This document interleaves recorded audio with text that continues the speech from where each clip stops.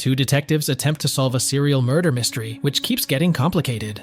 Kern County Deputy Sheriff Joe Deacon is sent to Los Angeles for what was supposed to be a simple evidence-gathering task. However, he gets caught up in the search for a killer who is terrorizing the city. Leading the hunt is Sergeant Jimmy Baxter, who is impressed by Deke's cop instincts and unofficially enlists his help. But as they pursue the killer, Jimmy is unaware that the investigation is stirring up echoes of Deke's past, revealing disturbing secrets that could jeopardize more than just the case.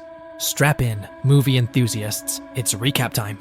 Today we will be diving into the story of the psychological thriller film The Little Things, from the year 2021. So let's start. The story unfolds in Los Angeles during October 1990, where Tina Salvatore is driving alone. Suddenly, a car with an unseen driver comes close to her, passing her and stopping at a stop sign. Tina keeps driving, but the car reappears shortly after, making her worry she's being followed. Seeking help, she stops at a nearby gas station, but it's deserted.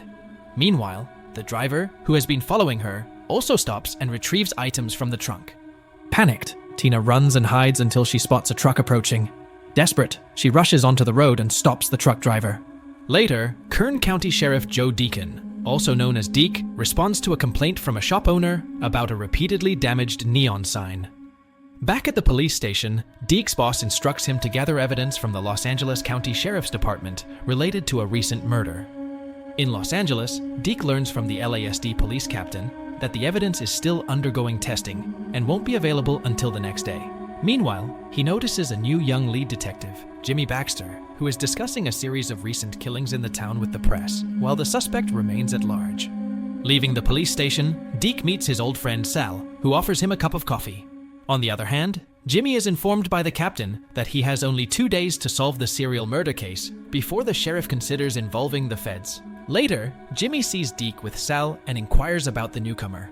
It's revealed that Deke was a former LA sheriff's detective with a reputation for being highly skilled. Not long after, Jimmy goes to see Sal to bring him along, as they receive a call about another murder scene. However, Jimmy also decides to take Deke to the latest murder scene in LA, hoping that his help might prove valuable in solving the case. In the next scene, Deke and Jimmy, along with other authorities including Jimmy's partner, Detective Jamie Estrada, arrive at the apartment of the most recent victim, Julie Brock. She is found stabbed and bound, with evidence suggesting that the killer returned to the crime scene and moved the body. At Julie Brock's crime scene, Deke notices similarities between this killing and an old unsolved serial murder case involving prostitutes. Deke had struggled to solve that case. There, he also meets the coroner, Flo Dunnigan, who knows Deke from way back and is aware of his past. Across the street from the building, Deke discovers an observation point overlooking the apartment. He notices the killer's method resembles a case that had troubled him before, where he found 2 victims nude and bound with bags over their heads. Later that night, a woman named Rhonda Rathbun finishes an evening jog with a friend before they part ways, and Rhonda starts heading to her home. However, a brown car, similar to the one that followed Tina, begins to follow Rhonda. She is reported missing the following day. The following morning, as Deke prepares to leave, Jimmy asks him to accompany them as they apprehend a suspect named Stan Peters, a registered sex offender, due to an incident of public urination. When shown a photo of Julie, Stan becomes emotional. At Deke's request, Jimmy brings up another victim, Mary Roberts, and Stan reacts strangely as if he knows Deke is watching from the other side of the mirror. Jimmy later learns that Deke once broke Stan's jaw during a confrontation. Deke then seeks information from Flo about Julie. It's revealed that despite being known for her strict vegan diet, Julie had partially digested roast beef in her stomach. Additionally, the suspect returned after Julie's murder to manipulate the crime scene, including shaving her legs. Deke then asks Flo to retrieve the file from the case he was previously working on. Flo realizes that Deke has been dishonest about having a similar case in Kern County. Instead, it's about the old case he couldn't solve. Afterward, Deke and Flo share a meal, during which Flo brings up an incident tied to Deke's notorious case, keeping a keychain with a fired bullet as a reminder. Later, Deke revisits Julie's apartment to continue his investigation. He talks with the landlady after she checks on him, discovering that Julie's fridge had malfunctioned a week before her death, and despite a repairman being called, he never showed up. Deke also asks the landlady to provide him with the beer cans stored in the fridge for evidence. Deke later rents a room at a rundown hotel in the area, where prostitutes occupy the streets outside. He continues to study files on the victims from the old case and sees images of the victims, especially one named Mary Roberts, seeming to come alive. The next morning, Jimmy learns from his captain about Deke's past obsession with his previous case, which led to a breakdown resulting in a heart attack, divorce, and triple bypass surgery. The captain warns Jimmy to steer clear of Deke, who has taken vacations from his work at Kern County. Meanwhile, Deke visits the appliance store where Julie's landlady had called for repair, collecting a list of the employees. On the other hand, Jimmy meets with Rhonda's parents to try and locate her. They mention that she usually wears a red beret in her hair while running. At night, the authorities discover another woman's body under a bridge, but Jimmy confirms it's not Rhonda's. They find out the victim was a prostitute, like most of the others. Deke, who also followed the police cars to the scene, steps aside with Jimmy. Jimmy informs Deke that Stan committed suicide the previous night, while Deke hands over the employee list he had gathered earlier and asks to have their records checked. Jimmy then invites Deke to join him for breakfast the following morning. After sharing a meal with Jimmy's family, Deke visits his ex-wife, Marcia. He later meets up with Jimmy at a bar where they discuss the details they've uncovered in their murder investigation. From their discussion, they learn that the suspect drives around a lot, so his car might have high mileage. They also conclude that the suspect is sexually attracted to torturing and killing women, though the killings are highly organized. When Jimmy asks Deke about his old case, Deke takes Jimmy to the site where the previous case occurred, even showing him where the bodies were found. He expresses that he still feels responsible for his victims and is determined to find the killer, believing it could be the same person involved in Julie's case. Jimmy doesn't entirely agree, but he doesn't mind Deke's assistance in the case. He then hands over the reports from the investigation of the repair shop employees. Continuing his investigation, Deke suspects Albert Sparma, a worker at the repair shop. When he visits Albert's home, Deke discovers that Albert also drives a car with high mileage. When Albert confronts Deke for snooping around his car, Deke pretends he's interested in buying it, but Albert declines. Deke later steals Albert's trash and discovers he drinks the same beer as Julie had in her fridge. He also gets Albert's bite marks examined by Flo using a slice of leftover pizza. Flo notes some similarities with the suspect's teeth, but the result is inconclusive. In the following scene, Deke follows Albert throughout the next day and notices him doing things like picking up a prostitute and eating roast beef.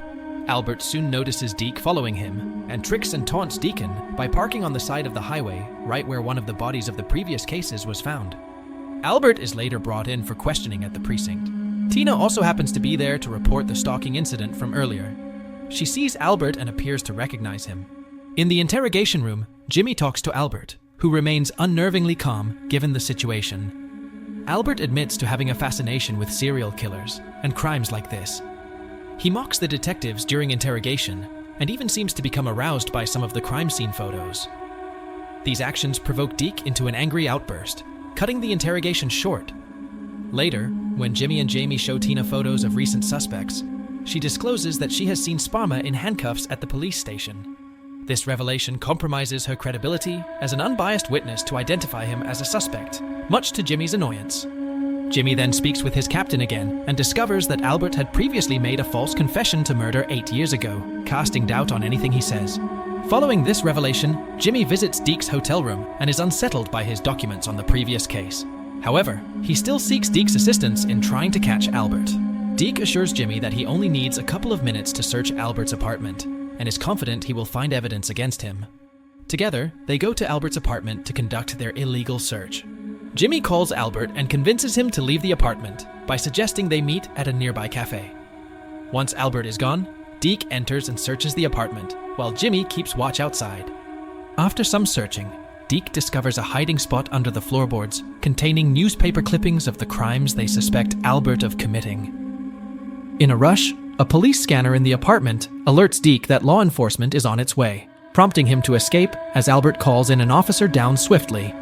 With police arriving, Deke narrowly avoids capture while Albert watches his escape, amusingly waving at Jimmy.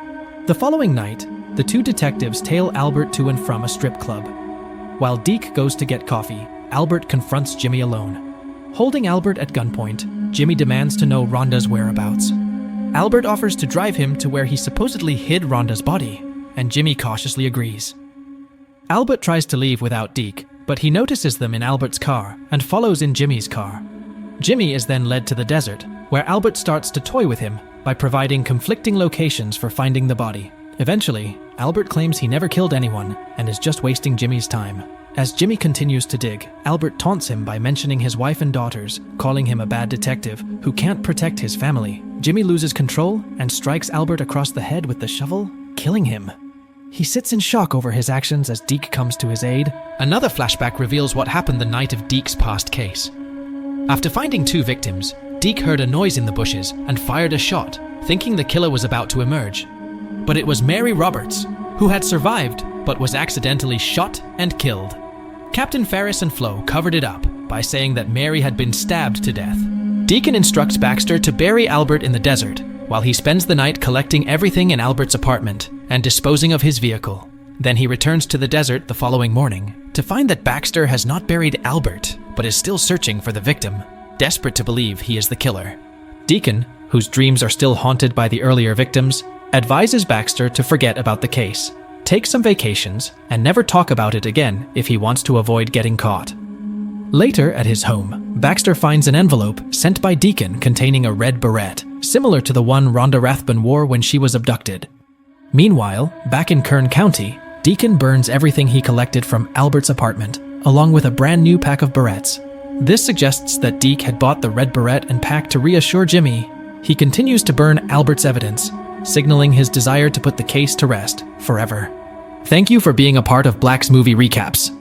If these tales of mystery and intrigue sent shivers down your spine, make sure to hit that like button and subscribe to Black's Movie Recap for more bone-chilling narratives. Stay tuned, and until next time, stay captivated.